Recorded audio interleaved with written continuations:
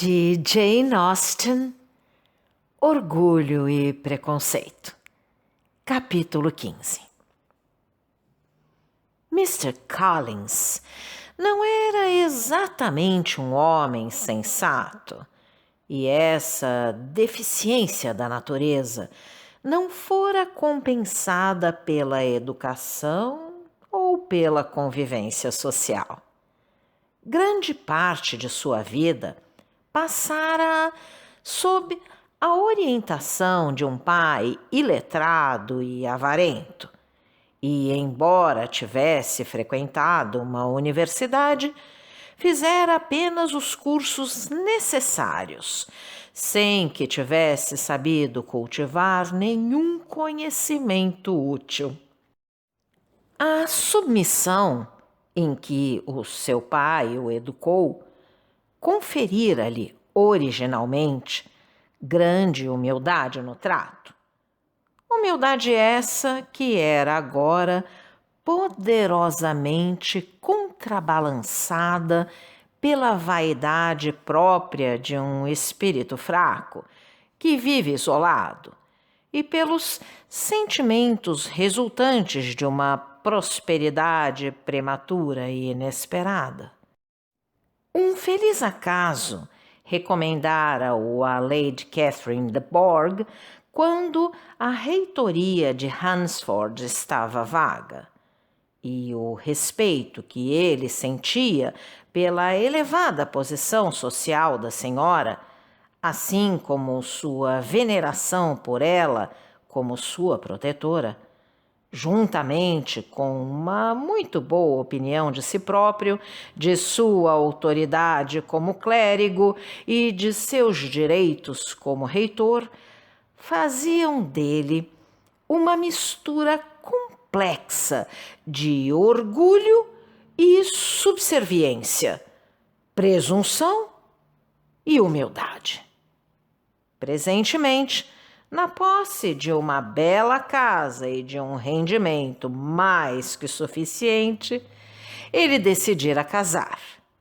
E, ao procurar a reconciliação com a família de Longbourn, tinha em vista uma esposa, pois tencionava fazer a escolha entre as jovens primas, caso elas se mostrassem tão bonitas e agradáveis como delas corria a fama.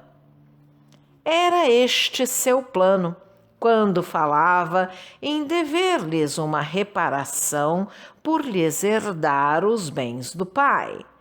E um plano que ele considerava excelente, perfeitamente elegível e adaptável, além de mostrar de sua parte um desinteresse e uma generosidade ilimitados. Ora, seu plano não sofreu modificação ao vê-las. O bonito rosto de Miss Jane Bennet corroborou desde logo seus propósitos, além de ir ao encontro de suas noções mais estritas sobre os direitos de primogenitura. E logo na primeira noite ela foi a escolhida. A manhã seguinte, contudo, trouxe uma alteração, pois no quarto de hora de tête-à-tête que com Mrs. Bennet teve antes do café da manhã, após iniciar uma conversa sobre seu presbitério e, naturalmente, conduzi-la à revelação de suas aspirações de encontrar para ele uma anfitriã em Longbourn, a mãe das moças, entre afáveis sorrisos e encorajamentos vagos, pô-lo de sobreaviso quanto àquela mesma Jane em que ele se fixara, que, quanto às suas filhas mais novas, ela não poderia tomar sobre si a responsabilidade de afirmá-lo, não poderia oferecer-lhe uma resposta segura, embora, até a data, não soubesse de nenhuma predisposição nesse sentido. Mas que, quanto à filha mais velha, ela via-se forçada a mencioná-lo. Sentia mesmo como seu dever informar a ele que essa estava já praticamente comprometida com outrem. Mr. Collins tinha apenas de mudar de Jane para Elizabeth, e depressa o fez. Fê-lo enquanto Mrs. Bennet dava um jeito na lareira. Elizabeth vinha em seguida a Jane, tanto pela idade como em beleza. Era sua sucessora natural. Mrs. Bennet guardou a alusão como um tesouro e, encantada, confiava que em breve teria 2 filhas casadas. Quanto ao homem de quem na véspera não podia ouvir falar, tinha-o agora em grande estima e consideração. A intenção de Lydia em visitar Meryton não fora esquecida, e as irmãs, com exceção de Mary, concordaram em ir também. Mr. Collins, a pedido de Mr. Bennet, iria lhes servir de companhia, pois este estava ansioso por se ver livre dele e ter a biblioteca à sua inteira disposição, o que não conseguira desde o café da manhã, uma vez que o primo o seguira para lá e lá se preparava para ficar, teoricamente, ocupado com um dos maiores volumes da coleção, mas na prática interpelando-o vezes sem conta a propósito de sua casa e jardim em Hunsford. Tal procedimento punha Mr. Bennet fora de si. Em sua biblioteca tinha ele sempre garantidos o sossego e a tranquilidade, e, embora preparado, como o confiou a Elizabeth, a enfrentar o disparate e a presunção em todas as outras divisões da casa, habituara-se a encontrar ali o seu refúgio. Daí sua pronta delicadeza em convidar Mr. Collins a juntar-se às filhas em seu passeio.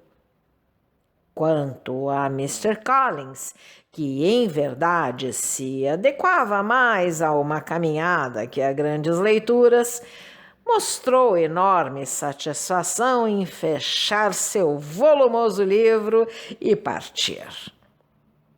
Mantendo ele, no estilo pomposo que lhe era peculiar, uma conversa destituída de todo interesse, na qual as suas primas, por mera delicadeza, colaboravam, chegaram, finalmente, a Meryton.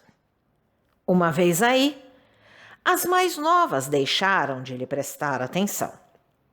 Os olhos delas imediatamente se puseram a percorrer a rua em busca de oficiais, e nada os faria desviar, a não ser um chapéu verdadeiramente bonito ou uma musseline que constituísse novidade em alguma vitrine. Porém, a atenção de todas elas em breve se prendeu em um jovem de estupendo aspecto, o qual elas nunca tinham visto antes, caminhando com um oficial no outro lado da rua. O oficial era Mr. Denny, sobre cujo regresso de Londres Lydia viera informar-se e que lhes fez um cumprimento ao vê-las passar. Agradavelmente impressionadas com o aspecto do desconhecido, ficaram curiosas acerca de quem se tratava E Kitty e Lydia, decididas, se possível, a descobri-lo, fingindo dirigir-se à loja em frente, atravessaram a rua e alcançaram o passeio oposto, exatamente na altura em que os dois cavalheiros que tinham voltado para trás chegavam ao local. Mr. Denny imediatamente se dirigiu às moças e pediu-lhes licença para lhes apresentar seu amigo, Mr. Wickham, que com ele regressara na véspera da capital e sobre o qual tinha a alegria de comunicar que aceitara um cargo em seu regimento. Isso era maravilhoso, pois ao jovem só faltava o uniforme para se tornar verdadeiramente irresistível. Sua aparência era toda em seu favor. De inegável beleza, os traços eram delicados, a figura elegante e as maneiras extremamente agradáveis. Após ter sido apresentado, iniciou uma conversa pronta e fácil, que, além de perfeitamente correta, era natural. E ainda se encontravam todos conversando agradavelmente quando o barulho de cavalos lhes chamou a atenção para Bingley e Darcy, que em seus cavalos desciam a rua. Ao reconhecerem as moças do grupo, os dois cavaleiros imediatamente se dirigiram para elas e cumprimentaram-nas segundo a forma usual. Bingley era quem principalmente falava e Miss Jane Bennet era seu principal objeto. Iam precisamente, dizia-lhe ele, a caminho de Longbourn para indagarem sobre ela. Mr. Darcy corroborou a frase do amigo com um cumprimento e estava tentando não olhar para Elizabeth, quando, subitamente, seus olhos se detiveram no desconhecido. E Elizabeth, surpreendendo a expressão de ambos ao encararem um com o outro, ficou pasmada com o efeito de tal encontro. Ambos mudaram de cor. Um empalideceu e o outro corou. Mr. Wickham, passado alguns instantes, levou a mão ao chapéu, cumprimento esse a que Mr. Darcy mal se dignou a retribuir. Que aquilo queria dizer? Era impossível adivinhar, mas possível também não desejar sabê-lo. Pouco depois, Mr. Bingley, sem parecer, contudo, ter notado o que se passara, fez as despedidas e afastou-se com o amigo. Mr. Denny e Mr. Wickham acompanharam as moças até a porta de Mr. Phillips e aí fizeram os seus cumprimentos, apesar da insistência de Lydia para que entrassem e apesar de a própria Mrs. Phillips, assomado em grande alarido a uma das janelas da sala, confirmar o convite. Mrs. Phillips tinha sempre grande alegria em ver as sobrinhas. Porém, graças à sua ausência recente, recebeu as duas mais velhas com um calor especial e estava exatamente exprimindo-lhes sua enorme surpresa por seu súbito regresso à casa, do qual, visto não ter sido a carruagem do pai que as fora buscar, ela nada teria sabido, se acaso não tivesse encontrado o moço de fretes de Mr. Jones, que lhe disse não terem de enviar mais medicamentos para Netherfield, visto as jovens Bennet já lá não se encontrarem, quando sua atenção e delicadeza foram reclamadas por Mr. Collins, que Jane lhe apresentava. Ela o recebeu com a maior cordialidade, que ele retribuiu mais exagerado ainda, desculpando-se pela intrusão, sem que nenhum conhecimento prévio se tivesse verificado entre eles, mas que ele esperava poder justificar por seu parentesco com as jovens senhoras que ele acompanhava. Mrs. Phillips ficou extasiada perante tal excesso de boa educação, mas sua contemplação daquele desconhecido em breve foi interrompida pelas exclamações e perguntas acerca do outro, sobre o qual, contudo, ela nada contou que as sobrinhas já não soubessem. Apenas que Mr. Denny o trouxera de Londres e que ele iria desempenhar o cargo de tenente no destacamento. Disse ainda tê-lo estado a observar aquela última hora, enquanto ele por ali passeava. Ocupação essa que Kitty e Lydia teriam de bom grado continuado caso Mr. Wickham de novo surgisse.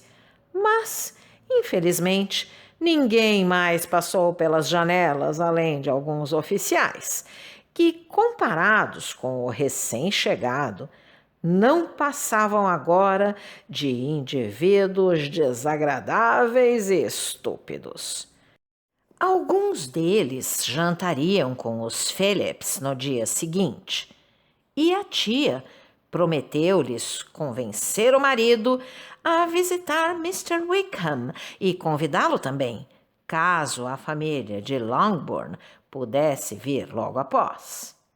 Todos concordaram, e Mrs. Phillips salientou que teriam, entre outros, o sempre divertido e barulhento jogo da loteria, seguido de uma ceia leve e reconfortante. A perspectiva de tais prazeres encheu o grupo de regozijo, o qual se separou em uma boa disposição mútua. Mr. Collins, ao abandonar a sala, mais uma vez se desfez em desculpas e, com infatigável delicadeza, foi asseverado de sua desnecessidade absoluta. No caminho para casa, Elizabeth contou a Jane o que ela surpreendera entre os dois cavalheiros. E, embora a reação mais natural de Jane fosse defender um ou outro, ou ambos, caso algum deles parecesse em falta, também não encontrou explicação para tal comportamento. Quando regressaram, Mr. Collins alegrou Mrs. Bennet ao exprimir-lhe sua admiração pela delicadeza e maneiras de Mrs. Phillips.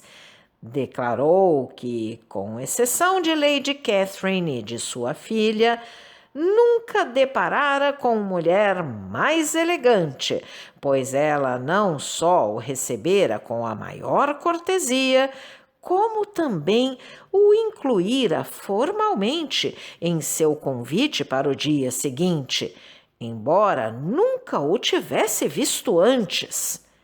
Era, por conseguinte, levado a supor que tal atitude se pudesse, em parte, atribuir a seu parentesco com a família, mas que, apesar disso, nunca em toda a sua vida recebera tamanha prova de atenção. Obrigada pela audiência. Se você gostou deste áudio, por favor, deixe seu like, compartilhe, deixe também seus comentários. E não esqueça de se inscrever no canal e ativar o sininho. Assim, Toda vez que nós colocarmos um novo vídeo, você será avisado. Não deixe a leitura para depois. Um grande abraço e até a próxima!